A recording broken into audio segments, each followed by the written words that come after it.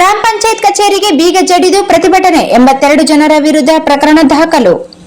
ಅನುಮತಿ ಇಲ್ಲದೆ ಕುಡಿಯುವ ನೀರು ಪೂರೈಕೆಗೆ ಒತ್ತಾಯಿಸಿ ತಾಲೂಕಿನ ಸರ್ಜಾಪುರ ಗ್ರಾಮ ಪಂಚಾಯತ್ ಕಚೇರಿಗೆ ಬೀಗ ಜಡಿದು ಪ್ರತಿಭಟನೆ ನಡೆಸಿದ 82 ಜನರ ವಿರುದ್ಧ ಪ್ರಕರಣ ದಾಖಲಾಗಿದೆ. ಪಿಡಿಒ ಶೋಭಾರಾಣಿ ನೀಡಿದ ದೂರಿನ ಮೇರೆಗೆ ಪಟ್ಟಣದ ಪೊಲೀಸ್ ಠಾಣೆಯಲ್ಲಿ ಪ್ರಕರಣ ದಾಖಲಿಸಲಾಗಿದೆ.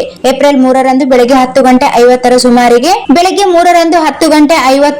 ಸುಮಾರಿಗೆ ಯಾವುದೇ ಪೂರ್ವಭಾವಿ ಅರ್ಜಿ ನೀಡದೆ, ಸ್ಪಷ್ಟ ಬೇಡಿಕೆ ತಿಳಿಸದೆ ಹಾಗೂ ಕಾಲಾವಕಾಶ ನೀಡದೆ 82 ಜನರು ಏಕಾಏಕಿ ಗ್ರಾಮ ಪಂಚಾಯತಿ ಕಚೇರಿಗೆ ಬಂದು ಬೀಗ ಹಾಕಿದ್ದಾರೆ ಎಂದು ದೂರಿನಲ್ಲಿ ತಿಳಿಸಿದ್ದಾರೆ.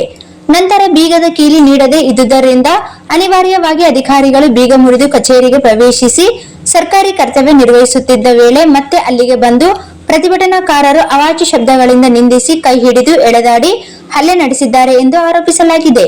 ಇದಲ್ಲದೆ ಕೊಲೆ, ಬೆದರಿಕೆ ಹಾಕಿ ಸರ್ಕಾರಿ ಕರ್ತವ್ಯಕ್ಕೆ ಅಡ್ಡಿಪಡಿಸಿದ್ದಾರೆ ಎಂದು ದೂರಿನಲ್ಲಿ ಉಲ್ಲೇಖಿಸಲಾಗಿದೆ. ಈ ಹಿನ್ನೆಲೆಯಲ್ಲಿ ಸರ್ಜಾಪುರ ಗ್ರಾಮದ ನಿಜಗುಣಿಗುಂಟೆ, ಗುರುಚರಣ್ ಧಾಮ್ ಸೇರಿದಂತೆ ಒಟ್ಟು 82 ಜನರ ವಿರುದ್ಧ ಪ್ರಕರಣ ದಾಖಲಾಗಿದ್ದು, ಪೊಲೀಸರು ಮುಂದಿನ ಕ್ರಮ ಕೈಗೊಂಡಿದ್ದಾರೆ.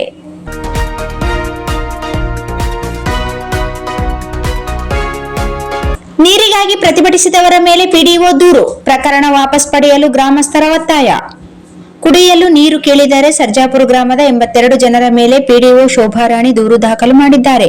ಪ್ರಕರಣವನ್ನು ತಕ್ಷಣ ಹಿಂಪಡೆಯಬೇಕೆಂದು ಒತ್ತಾಯಿಸಿ ಸಹಾಯಕ ಆಯುಕ್ತ ಬಸವಣ್ಣಪ್ಪ ಕಲ್ಶೆಟ್ಟಿಯವರಿಗೆ ಸರ್ಜಾಪುರ ಗ್ರಾಮಸ್ಥರು ಮನವಿ ಸಲ್ಲಿಸಿದರು. ತಾಲೂಕಿನ ಸರ್ಜಾಪುರ ಗ್ರಾಮದ ಸುಮಾರು ದಿನದಿಂದಲೂ ಕುಡಿಯುವ ನೀರಿನ ಸಮಸ್ಯೆ ಇದ್ದು, ಇದಕ್ಕಾಗಿ ನಿರಂತರ ಹೋರಾಟ ಮಾಡಿದರೂ ಪ್ರಯೋಜನ ಆಗಿರಲಿಲ್ಲ.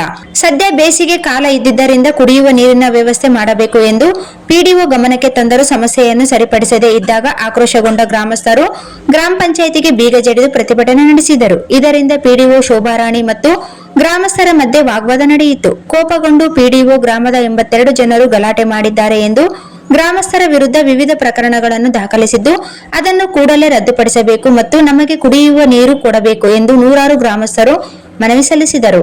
ಈ ಸಂದರ್ಭದಲ್ಲಿ ಅಮರೇಶ್ ಸಾಲ್ವಾಡಗಿ, ಬಾಬುರಾಮ್, ಬಸವರಾಜ್ ಗುಂಟಿ, ಸಿದ್ದಮ್ಮ, ಎಂಕಮ್ಮ, ರಿಂದಮ್ಮ, ರಾಮಣ್ಣ, ಕೂಡೂರು, ಅಮರಪ್ಪ ರತ್ನಾಳ್, ಶಿವಪುತ್ರಪ್ಪ, ಹುಚ್ಚಪ್ಪ, ಅಂಬಮ್ಮ, ಗಂಗಮ್ಮ ಶೆಟ್ಟಿ, ಮಲ್ಲಪ್ಪ ಬೇಳವಾರ್, ಮಹಾಲಕ್ಷ್ಮಿ, ದೇವರಾಜ್, ಗುರುರಾಜ್, ಯಲ್ಲಪ್ಪ ಕಾವಲಿ ಸೇರಿ ಇತರರು ಇದ್ದರು.